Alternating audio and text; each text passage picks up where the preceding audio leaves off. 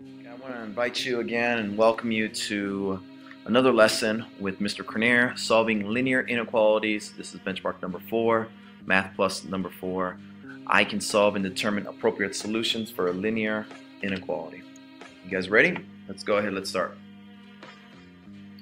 So let's just go over some of the basics. We're going to talk about just inequality symbols. Excuse me. Okay, the first inequality symbol we want to talk about is the less than symbol. Next one, right next to it, is going to be the greater than symbol. You have the less than or equal to symbol, the greater than equal to symbol, and the final symbol here for inequalities is the not equal to. All right, make sure you're writing them down on your notes, and keeping up with the notes. All right, let's go over the definition of linear inequality. A linear inequality is an inequality with one variable to the first power. Right, here's an example. 2x minus 3 is less than 8. The x is raised to the first power. A solution of a linear inequality is the value of the variable that makes the inequality true. Again, all of those x values will make the above inequality true.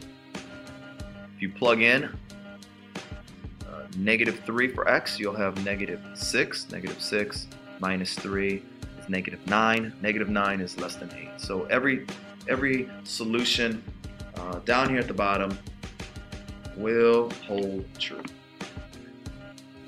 Okay, let's move on. Transformations for inequalities, very similar to transformations for equations. So when you add or subtract the same number on each side of the inequality, the same thing holds true for equations. And same thing here for multiplying and dividing. When you multiply and divide by the same positive number on each side of the inequality.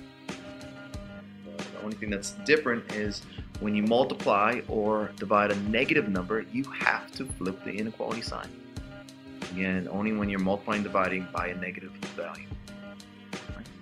Here is your first example for the inequality. Well, what would you do first? Right? If you can work this out by yourself, just press pause, and in 30 seconds, just go ahead and press play and see if you have the correct answer with the correct steps. So, press pause, go ahead and try to work it out on your own. If you're like me, you'll probably worked it out, you figured it out, and now you want to go ahead and start it up. So let's do the first step you want to do. Let's get x by itself just like the equation. Add 3 to both sides, bring down the 2x, bring down the inequality, bring down the 8 plus 3, which is 11, divide both sides by 2, and then there's your answer. If you don't like the fraction answer, you can place that into a decimal, 5.5. X is less than 5.5. So every solution is going to be smaller than 11 over 2 or 5.5. What would you do here first? What do you think is the first step? If you said minus 7, you're on the right track. You understand two-step equations. And now with the inequality, it's the same idea. Minus 7 from both sides. You're going to go ahead and drop down to negative 3x. 13 minus 7 is 6. And let's divide both sides by a negative 3. So anytime you're dividing by a negative value, you got to make sure you flip the inequality. So negative 3 divided by negative 3 is 1x. 6 divided by negative 3 is negative 2. Again, the inequality changes from a less than or equal to a greater because you're dividing by a negative 3. All right. Awesome work. I hope you're understanding it. If not, please let me know. Highlight this and I'll get back to you in class. All right, so now let's move into graphing linear inequalities.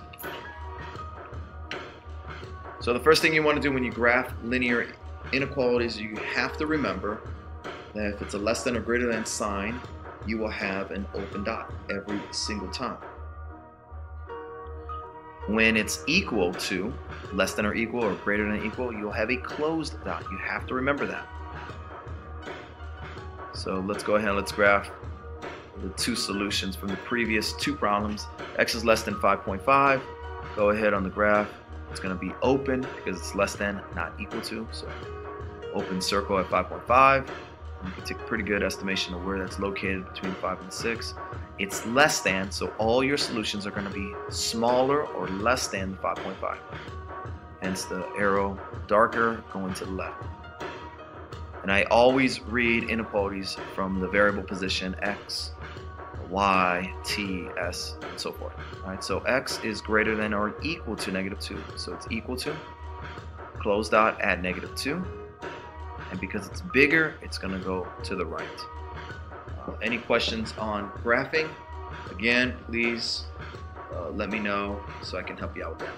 All right, let's go ahead with a compound inequality. A little bit more challenging. You'll definitely see this in your assessment. An inequality is joined by and, or, and or. Right, so here's some examples of an and. An and is in between the values. So it's -3, it's less than x, less than or equal to 1. And an or, I have it stated, x is less than or equal to -2, or it's x is greater than 4. Now when you graph those, you'll see the and it includes every value between -3 and 1. Again, when you think of and, it's going to be all the numbers between the values. For or, it's the values that are opposite ends. So let's go ahead and graph this. -3 is going to be open because it's not equal to, and 1 is less than or equal to, so 1 is going to be a closed circle. So open,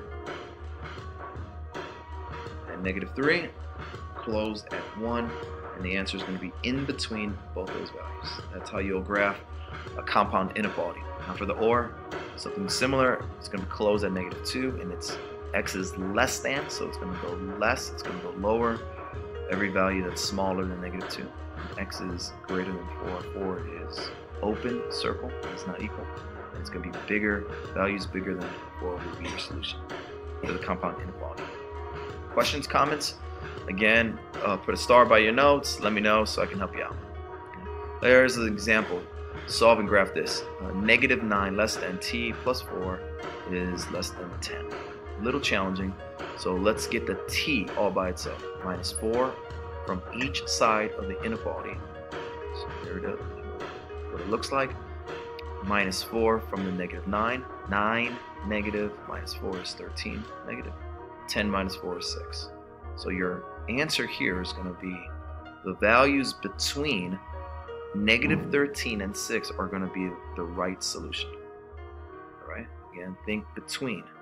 Think in between the values. So here it is. There goes your 13 and 6. It's going to be open at -13, open at 6, and it's going to be in between those values. Right? Kind of challenging. So again, we'll work on some more of these problems. Do the assignment, do the homework, and let me know. Last example here. Let's solve for the inequality on the left side, -9 on both sides, and add 8 on the right side. So -9, 3 minus 9 is -6. Divide by -6 on the left side. And don't forget to flip the signs. And the same thing with the right inequality. Add 8 to both sides. 13 plus 8 is 21. Divide both sides by the value. -6 and a -6 is 1. Flip the sign. 21 divided by -3 is -7. Make sure you flip the signs because you're both dividing by negatives. Again, I want to stress that out. If you're dividing by negative, you have to flip those signs. All right. So there goes your solution. Let's graph it. Okay. Think on the boat. The ors is what's on the outside. So these are going to be outside values. At 1, x is bigger. Open circle at 1. Open circle at -7. And they're going to be going the opposite ways. All right. This concludes our lesson in solving linear equations or inequalities, benchmark number 4, math plus number 4 as well. So good luck on the lesson. Let me know if there's any questions. We'll work some in class. All right.